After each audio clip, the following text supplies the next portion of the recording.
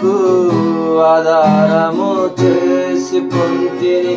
నీవు లేని జీవితమంతా వ్యర్థముగా పోవునయ్యా.